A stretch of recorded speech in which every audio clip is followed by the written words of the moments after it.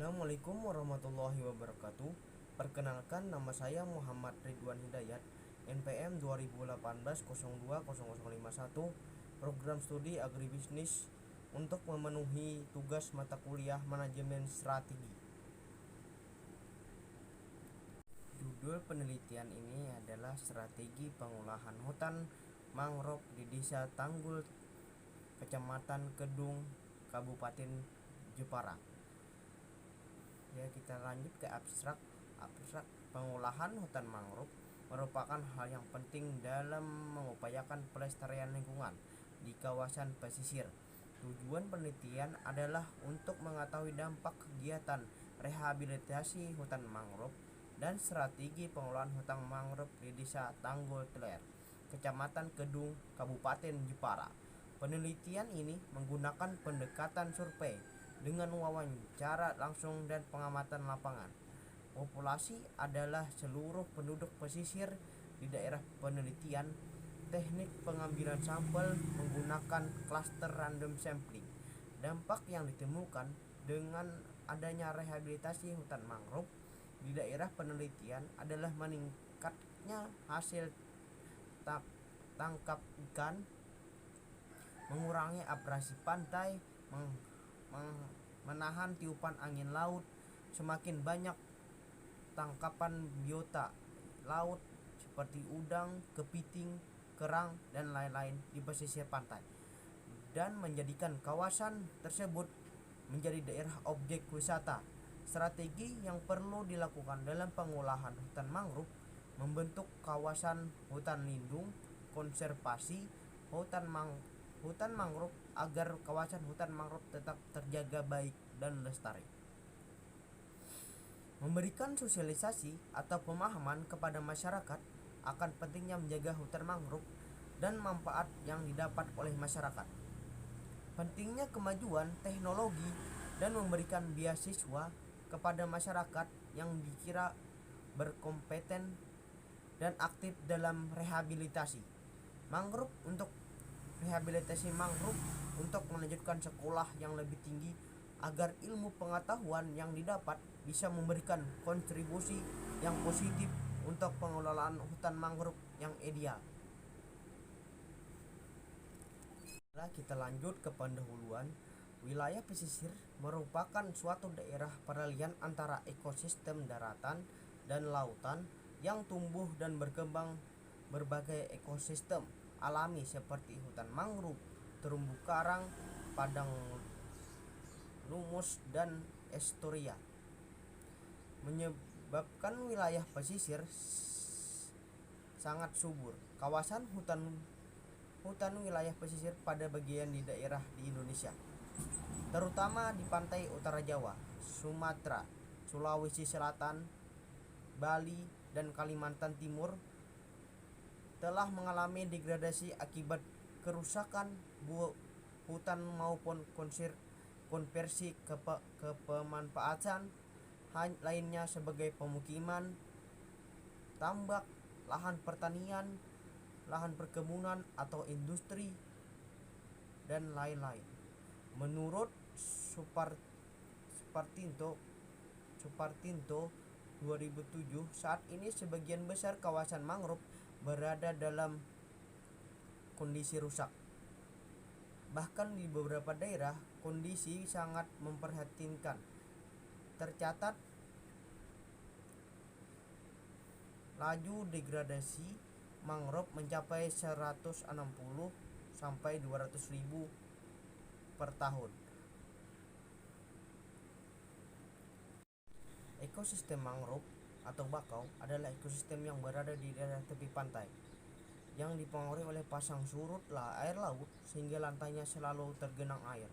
Ekosistem mangrove berada di antara level pasang naik tertinggi sampai level di sekitar atau di atas permukaan laut rata-rata pada daerah pantai yang terlindungi, dari Supriharyono 2009, dan menjadi pendukung berbagai jasa ekosistem di sepanjang garis pantai di kawasan tropis, dari Donato dan kawan-kawan tahun 2012. Manfaat ekosistem mangrove yang berhubungan dengan fungsi fisik adalah sebagai mitigasi bencana seperti peredam gelombang dan angin badai bagi daerah yang ada di belakangnya.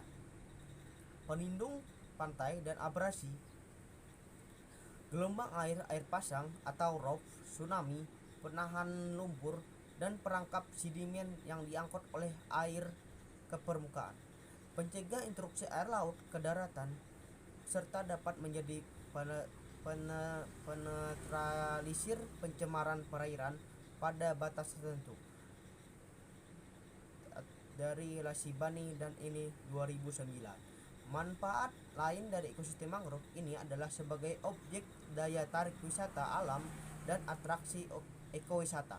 Dari Sudiarta 2006, Wiharyanto dan Laga 2010, dan sumber tanaman obat dari Supriyanto dan kawan-kawan 2014.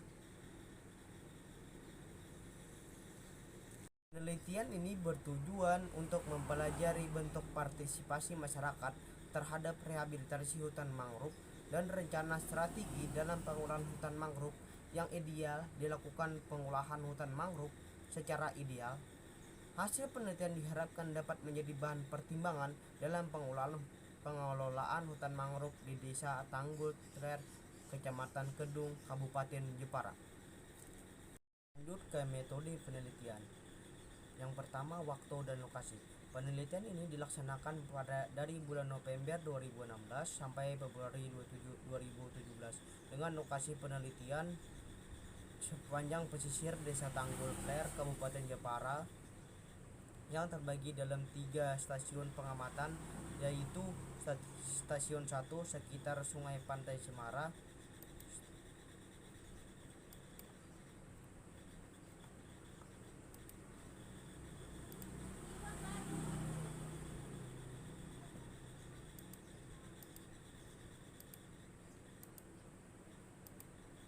Stasiun 2 kita lanjut ke Stasiun 2 dari Tambak, dan Stasiun 3 sepanjang pantai.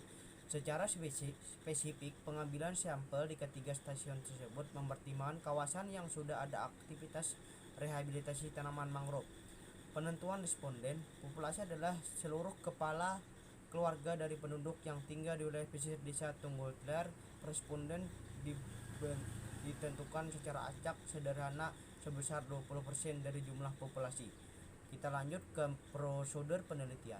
Menurut Creswell dan Planograf atau tahun 2011, metode campuran atau mitos adalah suatu prosedur untuk mengumpulkan, menganalisis, dan mencampur metode kuantitatif dan kualitatif dalam suatu penelitian atau serangkaian penelitian untuk memahami permasalahan penelitian. Kita lanjut ke analisis data. Analisis bentuk partisipasi masyarakat dalam merehabilitasi hutan mangrove.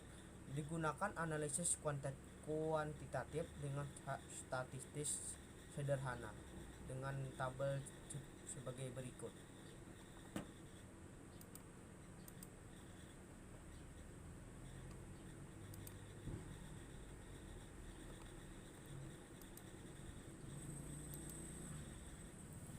Menghitung distribusi frekuensi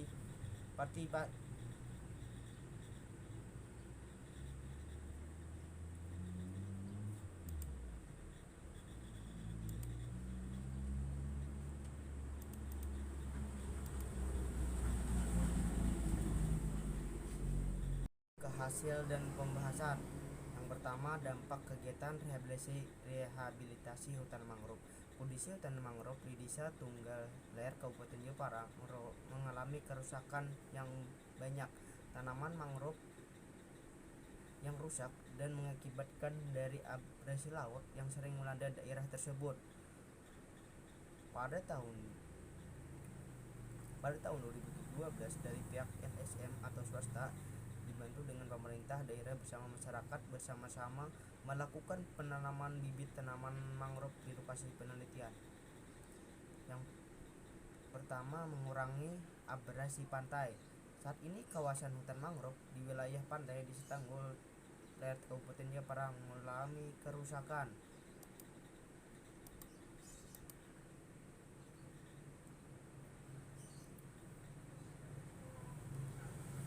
disebabkan karena adanya abrasi yang naik di permukaan air laut. Pemanfaatan lahan dan pohon dari hutan mangrove oleh masyarakat menyebabkan tidak berfungsinya hutan mangrove di Tanggul Priok. Sering terjadi abrasi laut terutama saat hujan deras. Yang kedua, menahan tiupan angin laut. Kondisi di Tanggul Priok sebelum adanya rehabilitasi hutan mangrove yaitu angin dari lautan kencang dan terkadang atap genting rumah penduduk rusak akibat tiupan angin dari laut ke darat. Pada malam hari, biasanya angin laut tertiup dengan kencang ke darat. Tanaman akan menjadi rusak, hewan ternak dan satwa liar akan terganggu kenyamanan hidupnya. Demikian juga dengan manusia. Yang ketiga, menahan tangkapan biota.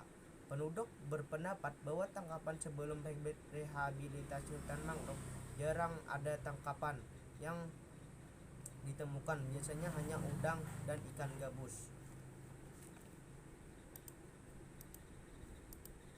Yang keempat, menjadikan kawasan wisata. Kawasan hutan mangrove di Desa Tunggal Priok mengalami kerusakan parah. Rusaknya hutan mangrove yang disebabkan oleh ulah tangan manusia sendiri dan ada karena faktor alam yang abrasi. Kerusakan hutan mangrove akibat perubahan fungsi hutan menjadi tambak dan penebangan kayu yang berlebihan terus terjadi dan semakin parah dari tahun ke tahun. Yang terakhir, meningkatkan produksi tambak, garam atau ikan. Kondisi hutan mangrove sebelum rehabilitasi yaitu kondisi tanamannya rusak dan mati akibat abrasi. Masyarakat yang berprofesi sebagai petani garam merasa merugi karena petani garam ini sering akan panen garam, kemudian terjadi hujan deras, maka garam akan hilang terbawa arus laut. Kesimpulan, dampak yang ditimbulkan rehabilitasi hutan mangrove meningkatnya produksi garam atau abrasi pantai, menahan tiupan angin darat, semakin banyak tangkapan kepiting, kerang, dan ikan lainnya di pesisir dan menjadikan tempat tersebut menjadi daerah objek wisata. Pengolahan hutan mangrove adalah progresif, artinya lokasi kondisi prima dan mantap dimungkinkan oleh terus memperbesar pertumbuhan dan secara maksimal.